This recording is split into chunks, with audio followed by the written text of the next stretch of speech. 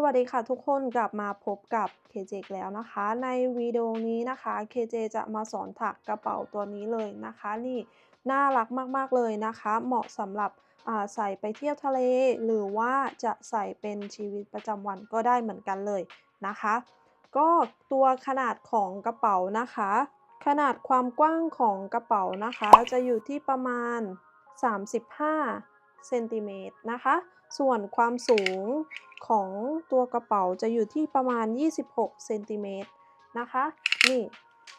อันนี้ก็จะเป็นด้านในนี่นะคะเขาก็จะมีลวดลายแล้วก็ตัวกระเป๋าตัวนี้นะคะถักง่ายมากๆเลยนะคะสำหรับมือใหม่ก็สามารถ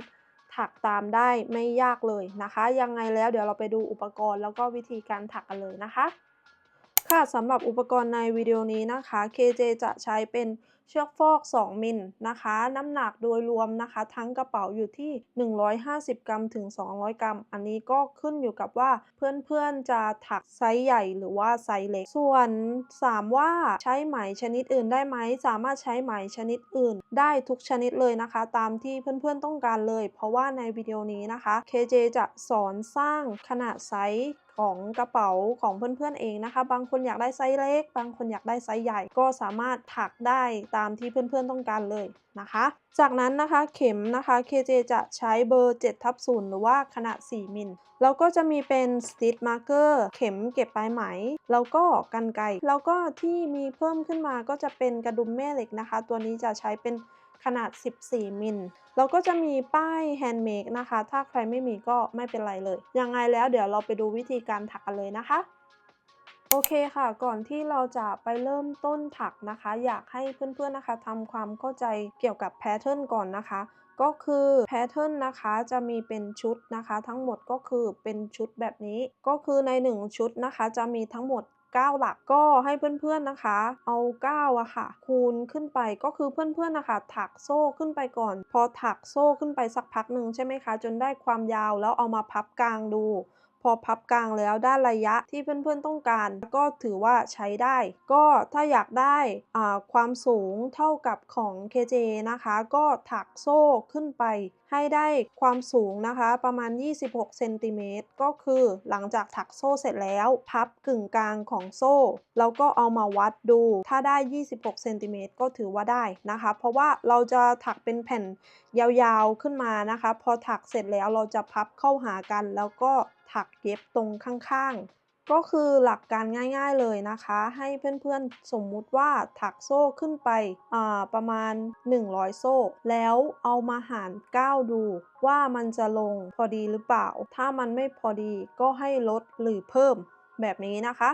หลังจากนั้นหลังจากที่เพื่อนๆได้จำนวน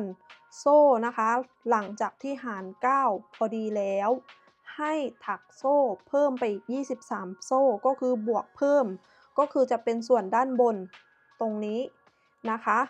ที่ถามว่าทำไมบวกเพิ่ม23โซ่ก็คือจะเป็นส่วนด้านบนของตัวกระเป๋าตรงนี้นะคะยังไงแล้วเดี๋ยวเราไปดูวิธีการถักกันเลยนะคะ โอเคค่ะ เริ่มต้นนะคะ ก็ให้เพื่อนๆพัน slip knot ค่ะ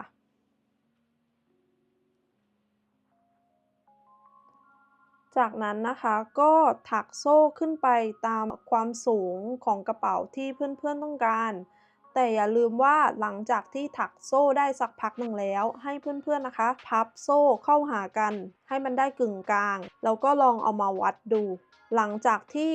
วัดแล้วได้ขนาดความสูงที่ต้องการแล้วก็ให้ถักเพิ่มไปอีก23โซ่ของ KJ นะคะจะถักอยู่ที่104โซ่รวม23โซ่แล้วนะคะก็เราจะถักโซ่ขึ้นไปนี่นะคะนี่นะคะหลังจากที่ KJ ถักจนได้ตามความยาวของกระเป๋าความสูงของกระเป๋าที่ KJ ต้องการแล้วนะคะนี่หลังจากที่เพื่อนๆถักโซ่ไปสักพักหนึ่งใช่ไหมคะอย่างที่ KJ บอกว่าให้เอาโซ่นะคะพับกึ่งกลางเข้าหากันแบบนี้แล้วก็ใช้ตัวสายวัดนะคะลองวัดดูว่าได้ความสูงประมาณที่เพื่อนๆต้องการหรือยังแต่อย่าลืมว่าให้เหลือเผื่อตรงนี้ไว้ด้วย ก็หลังจากที่ลองวัดดูแล้วนะคะได้ความยาวที่เพื่อนๆต้องการแล้วก็ให้หาร9ดูนะคะถ้าหาร9แล้วลงพอดีก็สามารถถัก23โซ่เพิ่มขึ้นไปได้เลยแต่ถ้าเอามาหาร9แล้วมันขาดหรือว่ามันเกินก็ให้เพื่อนๆลดหรือเพิ่มจำนวนโซ่ให้มันพอดีกับ9แบบนี้เลยนะคะ ค่ะเรามาเริ่มต้นในแถวที่1กันเลยนะคะเริ่มต้นเราก็จะถักโซ่1ค่ะหลังจากนั้นเราจะถัก x นะคะลงไปในโซ่ที่2นะคะนับจากเข็มแบบนี้นะคะก็มือใหม่นะคะก็ใช้ Stitch Marker นะคะมาร์กไว้ตรงหลักแรกเหมือนเดิมเลยนะคะ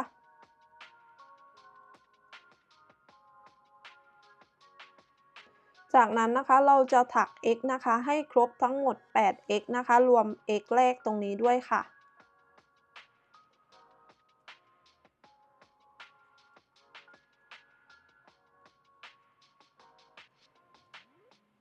นี่นะคะหลังจากที่ครบ 8x แล้วนะคะก็จะออกมาประมาณนี้เลยนะคะจากนั้นนะคะเราจะถักโซ่ขึ้นไปทั้งหมด7โซ่ค่ะ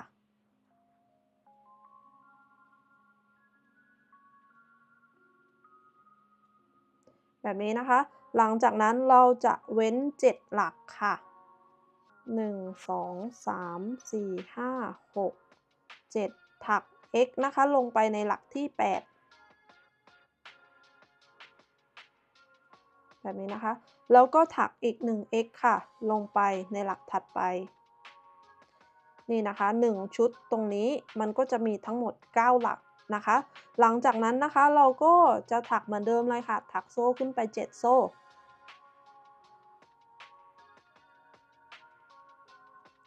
แบบนี้นะคะหลังจากนั้นเราจะเว้นทั้งหมด7หลักค่ะ1 2 3 4 5 6 7ถัก x ลงไปในหลักที่8ค่ะ แล้วก็ถักอีก1 x นะคะลงไปในหลักถัดไปนี่แบบนี้เราจะถักแบบนี้นะคะมาจนถึงนี่8หลักสุดท้ายตรงนี้นะคะแล้วเดี๋ยวเรากลับมาเจอกันอีกทีหนึ่งนะคะนี่นะคะอันนี้เราก็ถักนะคะมาจนถึงชุดสุดท้ายนะคะเราก็จะข้ามไป7หลักนะคะ1 2 3 4 5 6 7แล้วก็ถัก x ลงไปในหลักที่8 แบบนี้นะคะหลังจากนั้นเราจะถักนะคะ x นะคะลงไปในทุกๆหลักไปจนถึงหลักสุดท้ายเลยค่ะ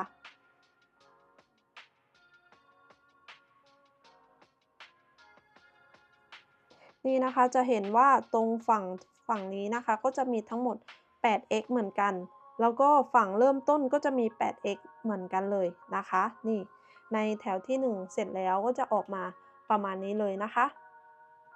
ค่ะต่อไปนะคะในแถวที่2นะคะเราก็จะถักโซ่1พลิกชิ้นงานค่ะ หลังจากนั้นเราจะถัก x นะคะทั้งหมด 8x แต่เราจะถักใน back loop นะคะก็คือเส้นเดียวด้านหลังแบบนี้นะคะก็มือใหม่นะคะให้ใช้Stitch Marker นะคะมาร์กหลักแรกไว้เหมือนเดิมเลยนะคะหลังจากนั้นเราก็จะถัก x นะคะใน back loop นะคะด้านหลังแบบนี้นะคะให้ครบทั้งหมด 8x ค่ะ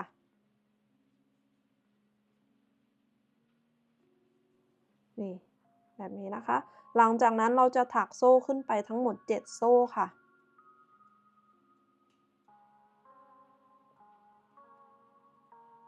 หลังจากนั้นเราก็จะเว้น7หลักตรงนี้แล้วก็มาถัก x ตรงนี้นะคะนี่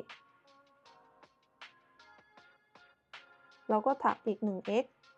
ลงไปในหลักถัดไปนี่ก็จะออกมาประมาณนี้นะคะจากนั้นเราก็จะถักโซ่ขึ้นไป7โซ่เราก็ถัก 2x นะคะลงไปใน2หลักตรงนี้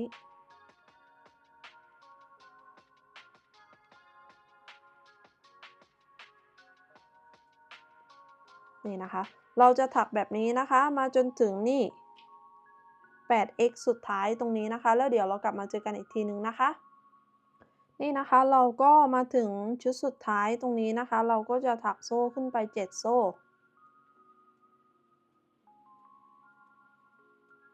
หลังจากนั้นเราจะเว้น7หลักนะคะแล้วก็ถัก x back loop แบบนี้นะคะทั้งหมด8 x ค่ะ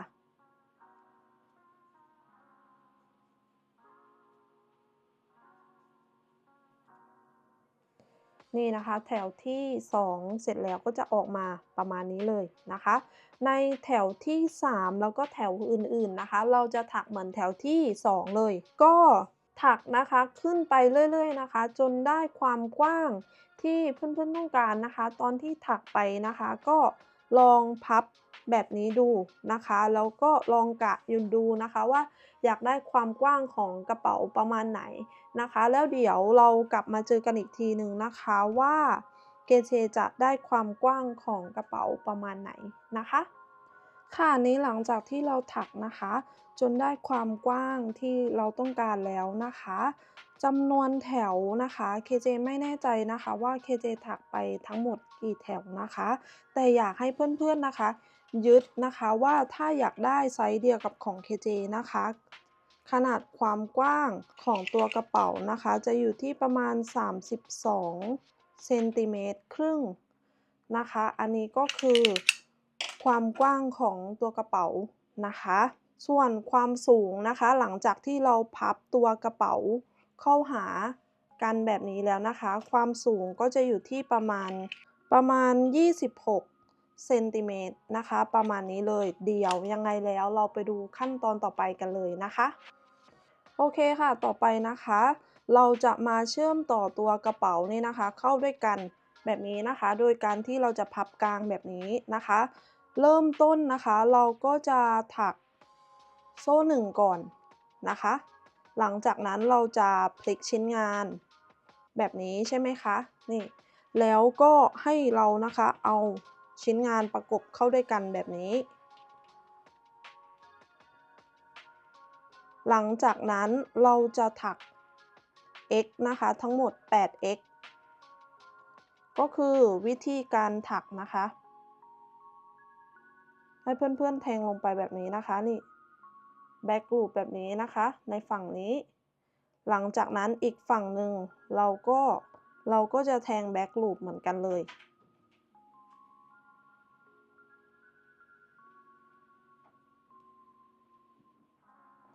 จากนั้นนะคะเราก็จะถักเหมือนกันเลยก็คือแทงเส้นเดียวแบบนี้นะคะอีกฝั่งหนึ่งเราก็จะแทงเส้นเดียวแบบนี้เหมือนกันเลยนี่นะคะจนได้ครบ8 x เลยนะคะนี่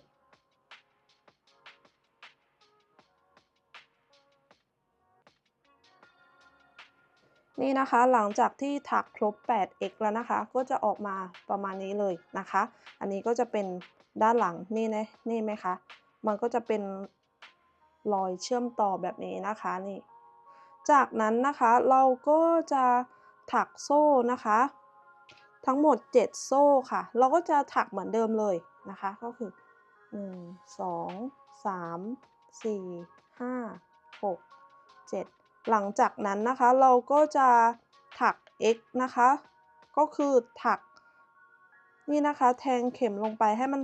ติดทั้ง2ฝั่งเลยนะคะก็คือถัก x ลงไปนี่แบบนี้แล้วก็แทงลงไปอีกฝั่งหนึ่งด้วยแบบนี้นะคะแล้วก็ถัก x แบบนี้เลยค่ะแล้วก็ถักอีก1 x นะคะลงไปนี่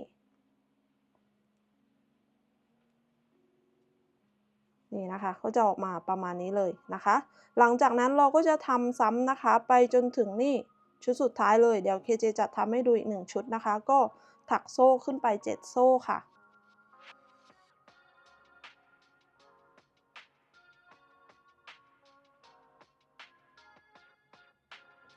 แบบนี้นะคะหลังจากนั้นเราจะถัก x นะคะลงไป2 x ตรง2หลักตรงนี้นะคะแต่เวลาแทงเราก็จะแทงให้ติดทั้ง2ด้านแบบนี้เลยนะคะอีก1 x ค่ะนี่นะคะ นี่ ก็จะออกมาประมาณนี้เลยนะคะ เราจะถักนะคะให้ถึงนี่เลยตรงชุดสุดท้ายตรงนี้เดี๋ยวมาดูกันอีกทีหนึ่งนะคะว่า KJ จะถักยังไงนะคะนี่นะคะ KJ ก็ถักมาจนถึงชุดสุดท้ายตรงนี้แล้วนะคะก็ให้เพื่อนๆนะคะถักโซ่7ค้างไว้แบบนี้นะคะหลังจากนั้นนะคะก็ให้เพื่อนๆตัดไหมได้เลยนะคะ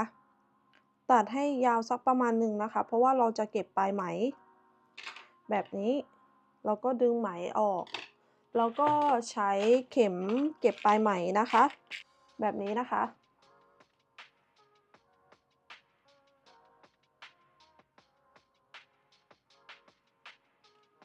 หลังจากนั้นนะคะเราก็จะมาแทงตรงนี้เห็นไหมคะมันจะมี2x อยู่ตรงนี้นะคะให้เพื่อนๆแทงไป x ไหนก็ได้นะคะให้สังเกตอย่าให้ตัวไหมมันพลิกนะคะตัวโซ่มันพลิกนะคะแล้วเราก็จะแทงเข้าไปแบบนี้หลังจากนั้นก็แทงกลับมาที่โซ่นี่นะคะ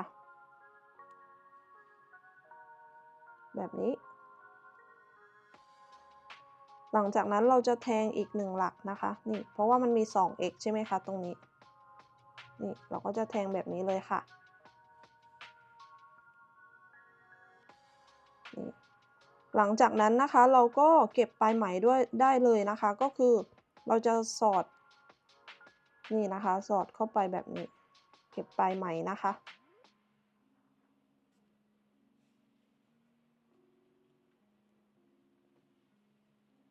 งานมันก็จะดูเรียบร้อยนะคะไม่มีรอยต่อ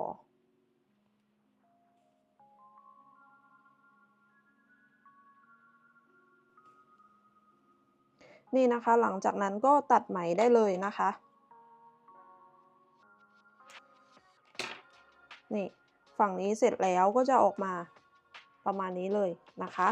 ต่อไปนะคะเราก็มาดูฝั่งนี้นะคะว่าวิธีการเชื่อมต่อเข้าด้วยกันเนี่ยจะทำยังไงนะคะก็เริ่มต้นนะคะให้เพื่อนๆนะคะนี่พัน slip knot นะคะ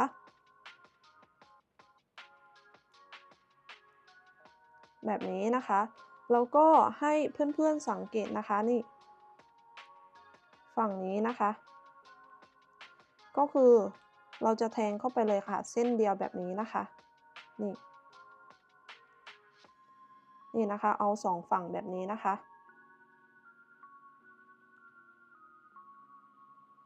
แล้วก็ถักล็อก1ครั้งแบบนี้นะคะหลังจากนั้นเราก็จะถัก x ไปนะคะทั้งหมด 7x ค่ะนี่นะคะสังเกตดีๆนะคะ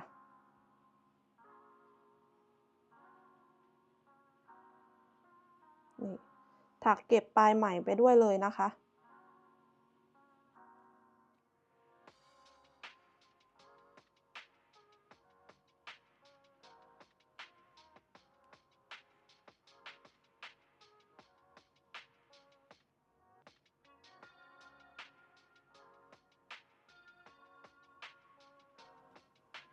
นี่นะคะพอเราถักครบแล้วนะคะมันจะได้ทั้งหมด 8x นะคะก็คือรวมตรงโซ่1ที่เราถักล็อกด้วยนะคะนี่หลังจากนั้นก็ให้เพื่อนๆตัดปลายไหมออกได้เลยนะคะ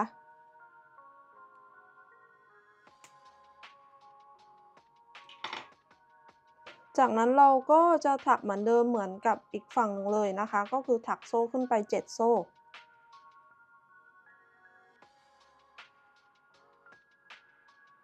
แบบนี้นะคะหลังจากนั้นเราก็จะแทงจากฝั่งนี้แล้วก็อีกฝั่งหนึ่งอีก 1x นะคะ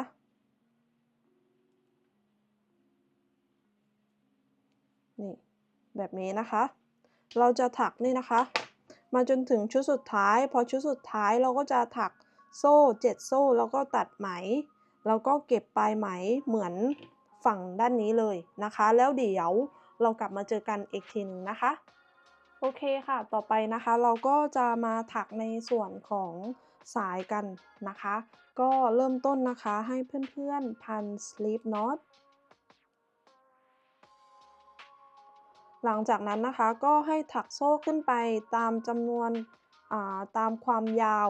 ข ของสายที่เพื่อนๆต้องการนะคะของ KJ จะถักอยู่ที่ทั้งหมด87โซ่นะคะนี่อันนี้ KJ จะทำตัวอย่างให้ดูนะคะ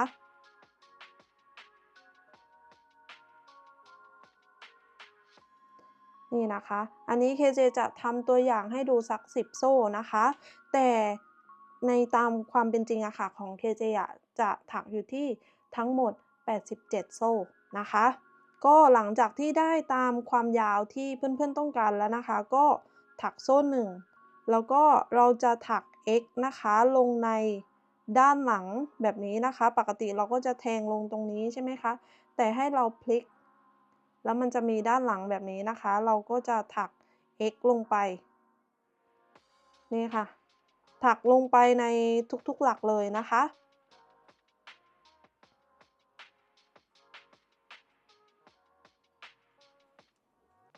นี่นะคะพอเพื่อนๆถักมาจนถึง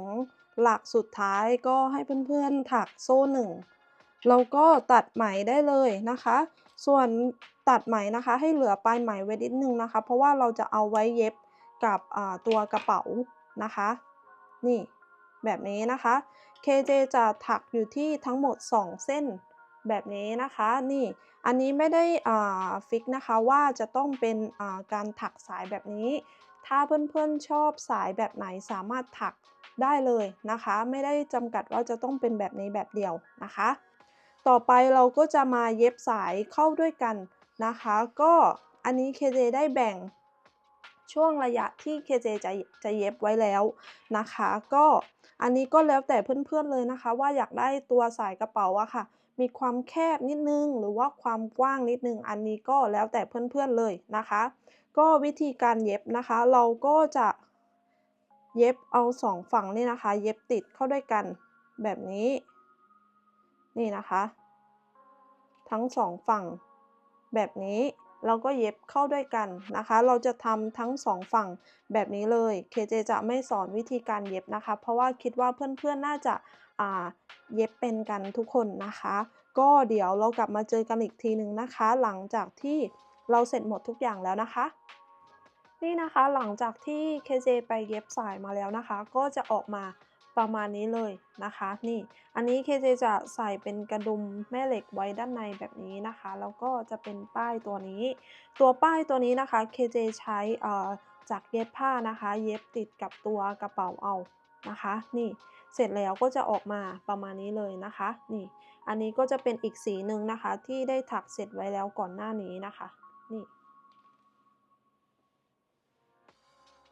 ก็ถ้าใครชอบคลิปวิดีโอนี้นะคะยังไงฝากกดไลค์แล้วก็กด Subscribe ให้ KJ ด้วยนะคะเพื่อเป็นกำลังใจให้ KJ ได้ทำคลิปวิดีโอต่อๆไปนะคะแล้วก็ถ้าใครมีข้อสงสัยนะคะสามารถคอมเมนต์ทิ้งไว้ได้เลยนะคะแล้วเดี๋ยว KJ จะรีบกลับมาตอบให้นะคะยังไงแล้วไว้เจอกันใหม่ในคลิปวิดีโอหน้านะคะวันนี้สวัสดีค่ะ